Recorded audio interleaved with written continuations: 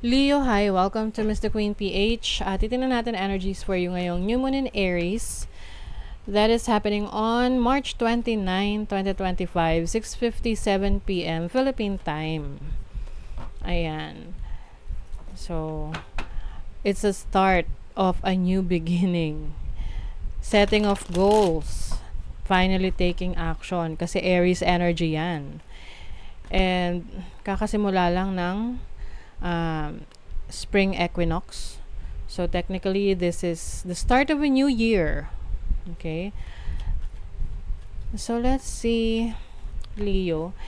For you, itong new moon is happening in your ninth house, which is about exploration, adventure.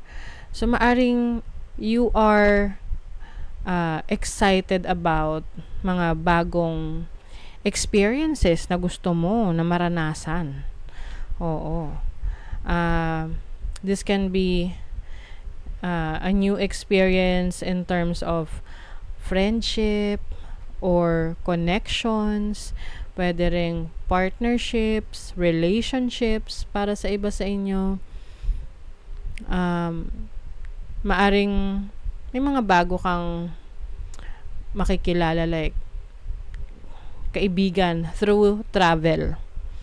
Okay?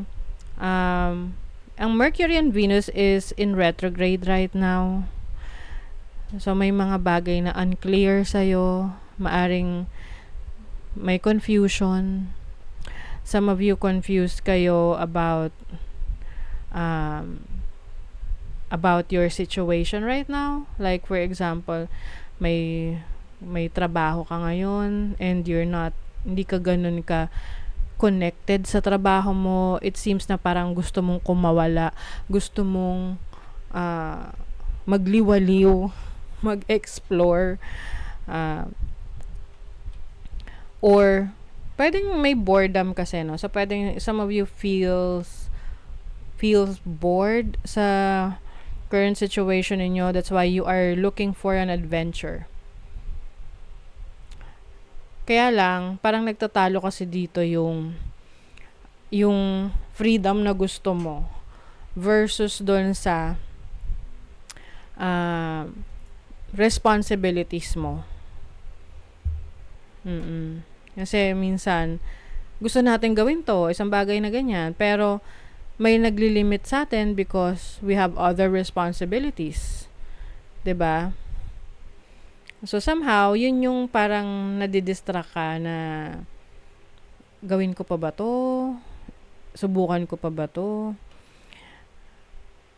But kahit kasi it's start of a new beginning, since Mercury and Venus are in retrograde and Mars is in Cancer, ang hirap ngayon na magsimula, to be honest. Parang ang hirap ngayon na i-convince yung sarili mo na may baguhin, may subukan, especially in relationships. Kung gusto mo na pumasok sa isang relationship ngayon. But there are maraming options kasi sa'yo. Maraming possibilities. Lalo na kung ikaw ay medyo may pagka-outgoing, like you want to go out with your friends, meet new people, may ganong opportunity for you na makahanap ka, especially if you're single, makahanap ng new person sa buhay mo. Yung iba kasi ang nakikita ko rito, yung opportunity for a new relationship ay nasa ibang bansa or malayo sa'yo ngayon so syempre paano mo makikilala yon if you are not moving around, no? Kung hindi man kailangan mag-move, be more open or available. Let's say, mag-member ka nung mga online dating apps, 'di ba? Kasi maraming mga nakakakilala ng kanilang nami-meet nila yung partner nila sa online, sa mga dating apps, mga foreigner, 'di ba?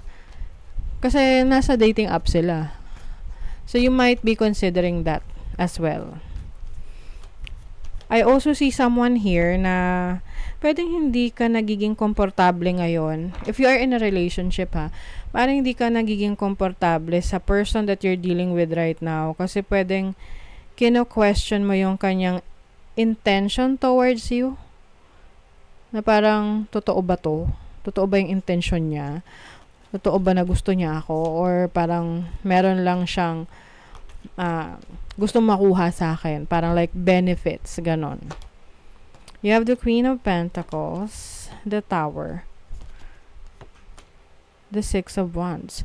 So, there is a change. Maaring itong change na to related sa career path mo. Possible na mag-change ka ng career or meron kang i-release na unhealthy habit pagdating sa career path mo or trabaho mo or the way you handle your finances.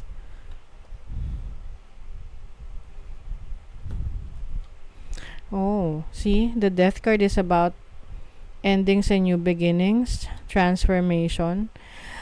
Some of you, Leo, kasi parang you are at the peak of your situation so at the peak of your career, at the peak of your relationship, but somehow meron ditong kailangang matapos or magbago dahil yun lang yung way for you to start something new. Kasi may mga relationship, pansinin nyo ha, more focus kasi to sa freedom ninyo, freeing yourself from a toxic situation, toxic relationship, toxic business partnership. May mga, pansinin nyo, may mga naghihiwalay, can be relationship. Tapos, after a few months, nakaka-move on agad yung isa. Nakakahanap ng partner na parang talagang magiging masaya siya. Kasi minsan kailangan mawala yung current partner para mag-open yung new opportunity for the person na talagang meant for you. Meant to be with you. Emotions are running high. You can be a bit emotional ngayong new moon because of the direction na gusto mong tahakin, medyo confusing. Reflect on your priorities. For as long as alam mo kung ano yung priority mo ngayon, is priority mo ba ngayon yung trabaho mo, yung career mo, yung business mo? So, if you're going to set your priorities, identify them, yun yung magiging guide mo kung saan mo gustong dalhin tong new chapter ng buhay mo. Okay? So, that is your reading, Leo. Thank you so much. See you again.